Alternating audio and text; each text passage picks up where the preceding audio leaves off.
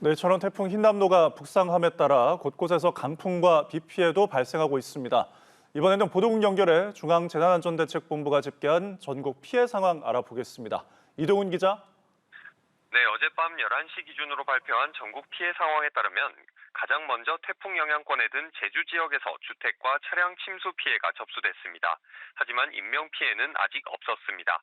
제주에서는 특히 정전 피해가 큽니다. 한국전력공사 제주지역본부에 따르면 새벽 1시 기준 모두 7,900여 가구가 정전됐습니다. 이 가운데 천여 가구만이 복구가 완료됐고 서귀포시 남원읍, 제주시 한경면, 한림읍 등 6,700여 가구는 복구가 아직입니다. 시설 복구나 가로수 안전 조치도 계속 이뤄지고 있는데요. 제주 오라이동에서는 전신주가 무너지기도 했고 바람에 공사장 펜스가 무너져 복구되기도 했습니다. 이외 용담 2동, 화북 1동 등에서 가로수가 무너져 안전 조치되기도 했습니다.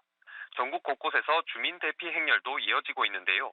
경남과 부산, 전남, 울산 등 지역에서 726세대 모두 1,097명이 집을 두고 일시 대피했고 480여 세대 모두 640여 명의 주민도 임시 주거시설로 이동했습니다. 다만 경남도 재난안전대책본부는 오후 11시 기준 자체 집계한 대피 주민 수는 이보다 많은 2천여 명이라고 밝혔습니다. 전국 국립공원 출입이 통제됐고 침수 피해 우려가 큰 둔치 주차장 140개소와 500곳이 넘는 하천변 산책로도 접근이 막혔습니다. 서울에서는 한강 수위가 올라감에 따라 잠수교와 올림픽대로 여의 상하류 IC 양방향 진입 램프와 동부간선도로 진입 램프, 수락 지하차도에서 성동교 구간도 통제됐습니다.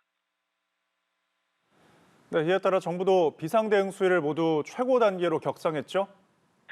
네, 정부는 중대본 비상대응 수위를 최고 단계인 3단계로 격상했고요. 경찰은 경남, 전남, 부산, 울산 등 4개 지역에 을호 비상근무를 발령했습니다.